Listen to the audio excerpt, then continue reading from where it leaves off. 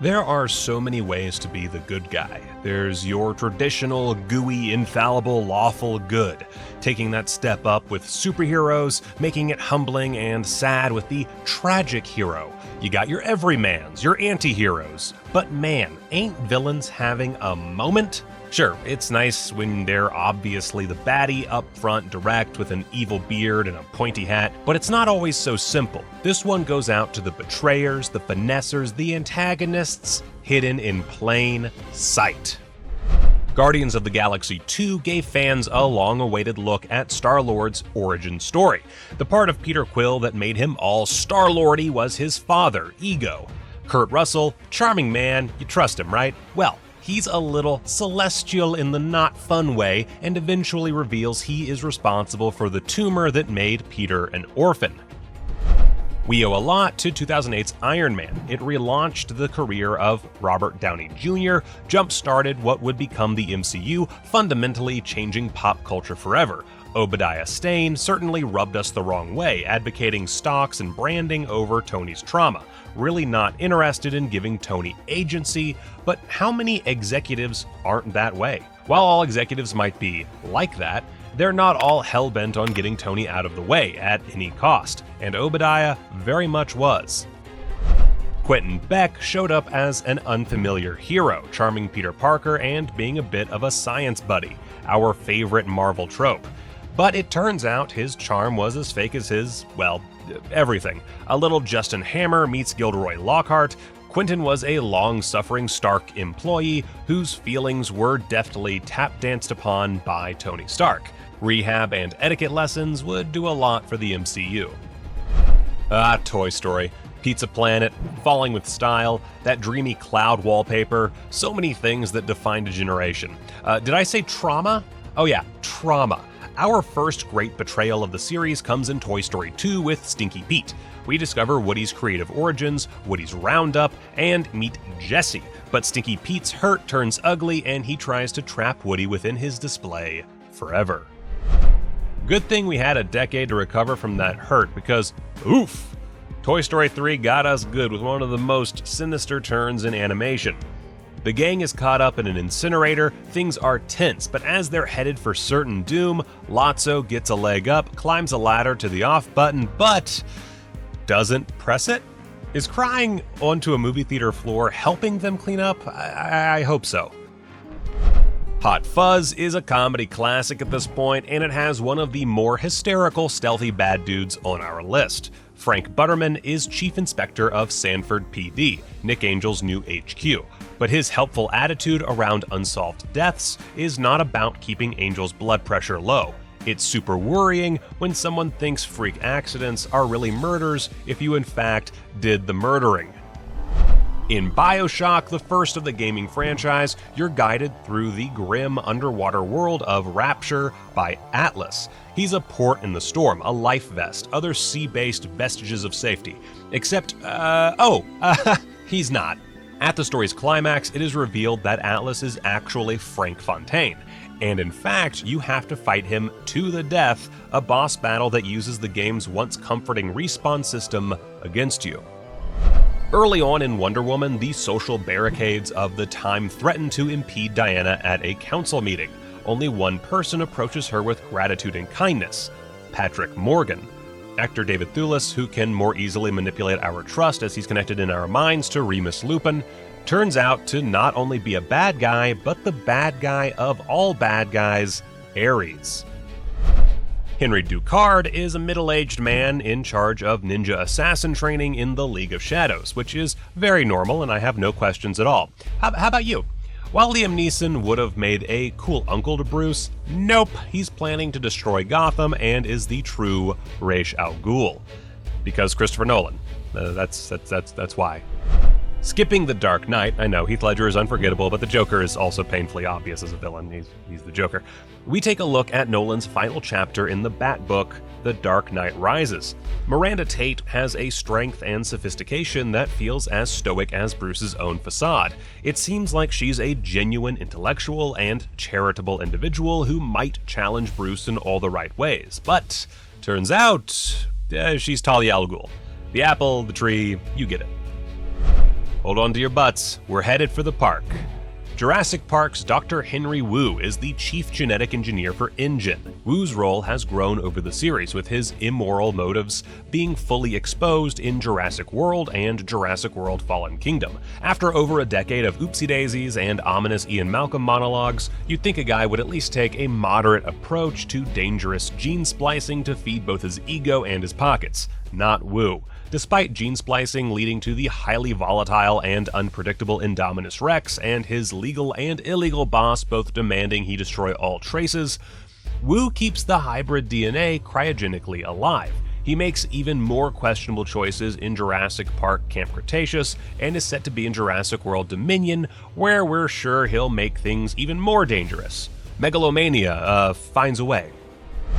Lost had its fair share of twists and turns, supernatural and, well, some of it we still don't get, honestly, but one of the biggest ruses comes in human form.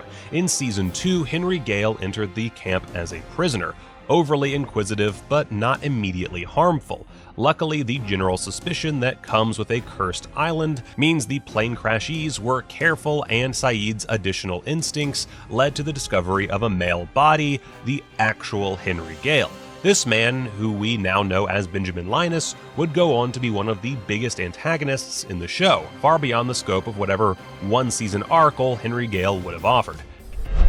We're packed to the brim with undercover villains so far, but only one has an incredible theme song. Agatha Harkness takes on many roles in the Marvel comics, but her iteration in WandaVision was especially cunning. She comes to the audience as Agnes, seemingly another neighbor swept up in Wanda's grief and the next-door BFF energy that all sitcom wives need.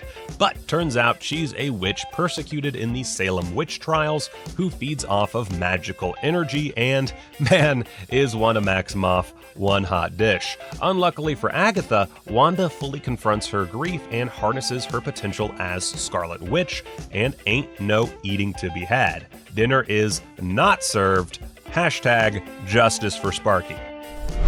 In Wreck-It Ralph, Turbo is an original racer who can't keep a hold on his popularity as new games and characters rise. Turbo spends his time breaking into and sabotaging other racing games because of it. He was enough of a meanie for a kid's flick on that alone, but a glitch mid-race reveals that Turbo is actually King Candy, the benevolent, fun, and friendly ruler of Sugar Rush. Talk about a sugar downer. Hey! Moving on. Over 7 seasons, True Blood provides more of a moral feelings chart than a direct line of good and evil, and there's more than one character who appears as friend until foe o'clock, but you never forget your first. Rene Lanier is with us from episode 1.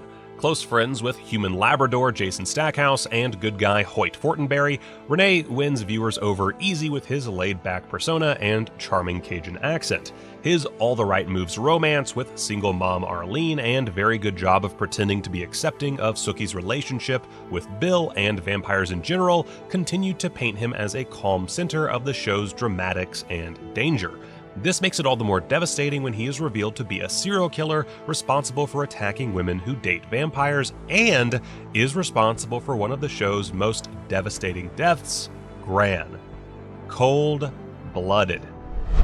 Peter Pettigrew was one of the original Marauders and members of the Order of the Phoenix during the First Wizarding War. He ran out of daring, nerve, and chivalry a few years into the conflict and became a spy for Lord Voldemort, leading to the deaths of Lily and James Potter and ill fates for several others in the Order. Fearful of being found out once he realized Sirius Black was in the right place to take the fall, he spent the next 12 years in his animagus form, becoming Ron Weasley's pet. Seems like a lot of effort when he could have simply just not been the worst. The first Saw is a psychological horror classic, regardless of how you feel about its never-ending sequels. Its gritty style and almost B-movie performances lend itself to a very intimate feeling of dread. At the end of the film, we don't have a whole lot of information about what happened and why, and we aren't given any time to process it, because guess what? The bad guy was the dead body in the room the whole time. Yeah, I put a corpse on this list. Name something more veiled than death. Do you want to play a game?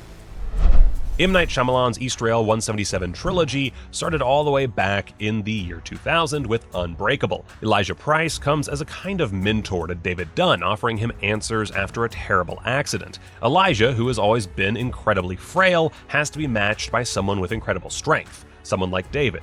David's security guard instincts are found to be extrasensory perception, and he discovers he can see glimpses of wrongdoing or criminal behavior by touching people. This is Chekhov's superpower, as it is a handshake with Elijah that reveals he is responsible for many accidents, including David's in pursuit of finding his match. We're not leaving Eastrail 177 just yet. In the final film, Glass, David Dunn and Elijah Price are back, along with the super someone from Split, Kevin Wendell Crumb. Dr. Ellie Staple holds them all within a psychiatric facility, claiming she wishes to help and understand them.